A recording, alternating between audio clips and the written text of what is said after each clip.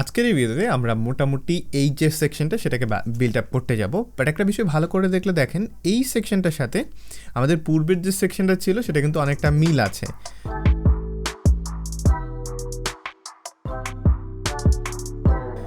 তো আমরা যেটা করব তাহলে যেটা করতে পারি ওই সেকশনটাকে কপি করে নিয়ে এসে এখানে এসে কিন্তু আমরা আমাদের মতো করে কাস্টমাইজেশন করতে পারি। তো সেটাই আমরা করি। সো এখন যে ফ্রেমটা দেখতে পাচ্ছেন এই ফ্রেমটার নাম হলো সেকশন 2। আচ্ছা, তাহলে এটা হচ্ছে সেকশন 2। আর আমাদের যেই সেকশনটা আমরা ক্লোন করতে চাচ্ছি সেই সেকশনটা হলো মানে হেডার না, ফার্স্ট সেকশনটা। সো এটাকে আমরা যেটা করতে পারি Ctrl+C Ctrl+V দিতে পারি, অথবা আপনি যেটা করতে পারেন আন্ডার দিয়ে দিলাম, অথবা আপনি যেটা করতে পারেন অল্টার প্রেস করে জাস্ট টান দিয়ে নিয়ে এসে এখানে আপনি যতটুকু আপনার মন চায় ঠিক ততটুকু জায়গাটাকে আপনি এভাবে বসায় দিতে পারেন। ওকে, সো আমি যে কোনো একটা উপায় না হয় করে এনেই ফেললাম। তারপরে এই সেকশনটা হচ্ছে নিচেরটা, তাহলে এটাকে আমরা দিতে পারি থার্ড সেকশন। ঠিক আছে, তাহলে আমরা বুঝতে সুবিধা হবে যে কোন সেকশন আমরা আসলে বেসিক্যালি এডিট করছি। এটা ফার্স্ট ছিল, এটা সেকেন্ড ছিল। আচ্ছা, এই সেকশনটা কিসের? ওকে, সো এই থার্ডটা এর ভিতরে হবে আসলে। এবার আসছে কারণ হেডার এটা আলাদা। ঠিক আছে, সো আমরা পেয়ে গেছি এখানে। এখন আমাদের এই সেকশনের ভিতরে আমি চলে যাচ্ছি। এটা আসলে গ্রুপ, একটা গ্রুপের ভিতরে চলে গেলাম। তারপরে এই দুইটাকে আমাদের এখন একটু চেঞ্জ করতে হবে। সো দুইটাকে আমরা টান দিয়ে নিয়ে এসে চেঞ্জ করতে পারি। এটাকে নিয়ে আসলাম এখানে। তারপর দেখা গেল যে এটা দেখা যাচ্ছে না, কারণ এটাকে ওই মানে ফ্রেমের ভিতরে মনে হয় ইনপুট করে ফেলছি। তো ভুল হলে আন্ডু দিয়ে ফেলি। এভাবে আন্ডু দিলে এই যে কাজ হয়ে যাবে। সো আমাদের মেইন যে কাহিনীটা করতে হবে এখানে, এটাকে জাস্ট ইমপ্লিমেন্ট করতে হবে। বাট যেহেতু এটা একটা ফ্রেম, সো ফ্রেমের ভিতরে না আপনি চাইলেই এত সহজে এটাকে নিয়ে আসতে পারবেন না। সো এটাকে আগে নিয়ে যাই, প্লেস করে এইখানে নিয়ে আসি, অথবা আমাদের এই ইমেজটা না কোনো দরকারই নেই। ঠিক আছে, সো আমি ইমেজটা রিমুভ করে দিলাম। তারপরে এই ইমেজটাকে আমি জাস্ট সেভ করে নিব। সেভ করে নেওয়ার পরে জাস্ট ড্র্যাগ অ্যান্ড ড্রপ করে ছেড়ে দিলাম এখানে। তারপরে এখানে টান দিয়ে বসাইলাম। তারপরে কিবোর্ডে শিফট হোল্ড করে ধরবেন, ধরলে আপনি মোটামুটি এই ধরনের কিছু একটা দেখতে পারবেন। দেন আপনি এটাকে বসাতে পারবেন। সো তারপরে আমি এটাকে সিলেক্ট করতেছি আমাদের ফ্রেমটাকে, দেন আমি এটাকে এখানে এনে বসাই দিচ্ছি। তারপরে আমি এখন যেটা করবো দুইটারই মধ্যে না, আচ্ছা এখানে ফ্রেমটা আবার রেখেই গেছি মনে হয়। ওকে, সো এই ফ্রেমটারে আচ্ছা যেহেতু এটা চলে গেছে, আচ্ছা আসার কথা, ও আচ্ছা চোখ বন্ধ করে দিচ্ছি এটার। তো এটা ঠিকই আছে, আসলে আমি যেটা ভাবছিলাম সেরকম আর কি কিছুই না, কারণ এটা হচ্ছে ডিরেক্টলি আলাদা আর একটা ফ্রেম। ঠিক আছে, সো আমি এটা যদি ডিলেটও করে দিই দেন কিছুই হলো না। কারণ কি, কারণ হয়তো বা আমরা পূর্বের যেদিন আমরা ইয়ে করছি, আমি আরেকবার আপনাদের বোঝার সুবিধাতে বিষয়গুলো দেখাই। দেখেন, আমি যদি এটাতে ক্লিক করলাম তাহলে এই ফ্রেমটা সিলেক্ট হলো, অ্যান্ড ফ্রেম 3-র ভিতরে আর একটা ফ্রেম আছে। তো আমার তো এটা দরকার নেই, আমার তো এতগুলো ফ্রেমের তো আমার কোনো দরকারই নেই। আমার জাস্ট ওই মেইন যে ফ্রেমটা, এটা আমার এই জিনিসপত্রগুলো আমার এখানে দরকার, আমি নিয়ে আসলাম, বাকিটাকে আমি ডিলিট করে দিলাম। ঠিক আছে, সো এখন এরকম করার পরে এটা কোথায় আসলে এটা বুঝতে হবে। এখন এটা আসলে প্রথমেই যেগুলো চলে আসছে, আর এটা হলো এটা, যে দুইটা জিনিস আমরা এখানে দেখতেছিলাম।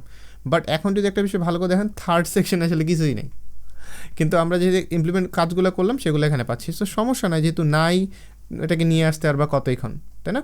সো জাস্ট এটাকে টান দিয়ে এখানে নিয়ে আসতে পারি, দুইটাকে এভাবে চলে আসলো আমাদের থার্ড সেকশনে, গ্রুপের ভেতরে চলে আসলো। এখন আমরা এগুলারে সবগুলারে একটা অ্যালাইনমেন্ট আনতে পারি। সো আমরা কয়েক ভাগ করতে পারি, যেহেতু ফ্রেম নাই, এটা একটা গ্রুপের মধ্যে আছে, তার কারণে আমরা এখানে জাস্ট তিনটাকে মিডলে নিয়ে আসতে পারি। সো এখানে যদি মিডলে ক্লিক করলাম, সব মিডলে চলে গেছে। তো আমি ওইভাবে চাইতেছি না, এখানে আরেকটা মিডল আছে, সো এইভাবে আমরা মিডলে নিয়ে আসতে পারি। সো এখন কিন্তু পুরোটা মিডলে আছে। বাট আনফর্চুনেটলি আপনারা যদি ভালো করে দেখেন, এখানে আমাদের এই যে ফ্রেমটা, এটার কিন্তু একটা হাইট আছে। তো এই হাইটটা না একটু প্রবলেম করতেছে, বলতে কি এটা আগে একটু ভুল ছিল, ভুল বলতে কি এটা অনেকটা এক্সট্রা বড় ছিল, যার কারণে যখন আমি সবগুলোরে অ্যালাইন করতে গেছি তখন আর কি একটা আমি প্রবলেম ফেস করছি। সো এখানে সবগুলো সিলেক্ট করে এখন এটা মিডলে চলে আসে, একটু আগে যেটা ছিল না। তারপরে আমরা এইটাকে একটু বড় করব না, এই যে রেক্ট্যাঙ্গুলারটা, তো এখন দেখেন মানে সবগুলো সিলেক্ট আছে। এই রেক্ট্যাঙ্গুলার উপরে ইন্ডিভিজুয়ালভাবে ক্লিক করলাম, তারপরে জাস্ট এটাকে এইভাবে নিচে নামাই নিয়ে আসতেছি, এইরকম একটা নিচে নামাই নিয়ে আসলাম। তারপরে আবার যেটা করব, সবগুলোরে জাস্ট তিনটারে এভাবে সিলেক্ট করে নিলাম এই ফ্রেম সহ, তারপর আবার মিডলে করে দিলাম, তাহলে সবগুলো আমার মিডল চলে আসলো। এখানে আসলে অ্যালাইনমেন্টগুলো পাওয়া যাচ্ছে, দেখতে পাচ্ছেন যেগুলো লেফট রাইট এগুলো দেখা যাচ্ছে, সেখান থেকে অ্যালাইনমেন্ট করা যাবে। সেখানে থার্ড নাম্বারটা এখন আমি যদি এখন উপরে নিয়ে যাই, তাহলে আমার এখানে একটা স্পেসিং হয়তো বা তারা দেখাবে। দেখেন এখন 139 করা আছে, এবং এই সেকশনটা আমার মোটামুটি রেডি হয়ে গেছে।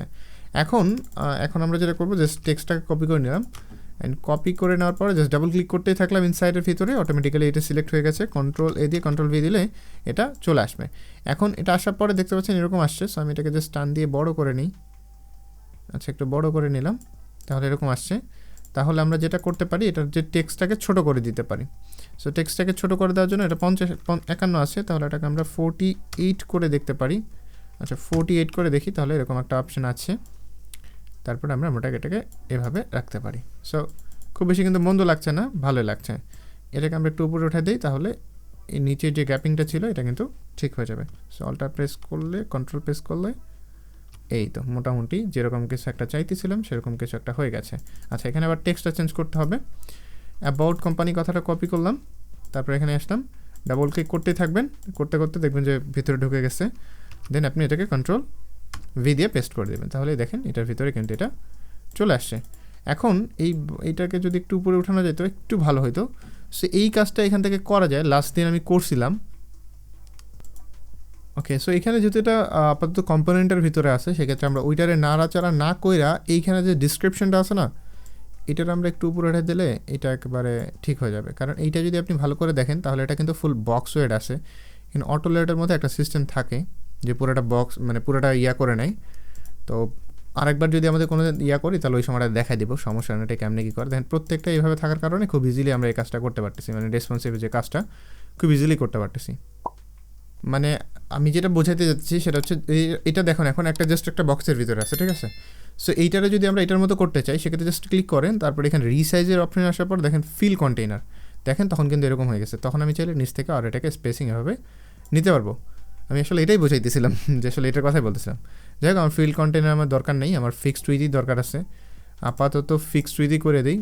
হ্যাঁ তাহলে কারণ আমি এরকম কিছুই এখানে মোটামুটি চাইতেছি না, যেরকম ছিল সেরকমই থাক আপাতত, আর কিছুই চাইতেছি না, ঠিক আছে। সো এই হতেছে হলো থার্ড সেকশন, আর কিছু দেখতেছি না, একবারে সেম টু সেম আশা করি আমরা বানাইতে পারছি, খুব বেশি একটা কিছু নাই, লেখাটা সেম আছে, লেখা যেটা এটা। তারপরে এগুলো চেঞ্জ করে নিলেই মোটামুটি কাজ শেষ, স্ট্রাকচারটা আমরা গুছাই ফেলছি।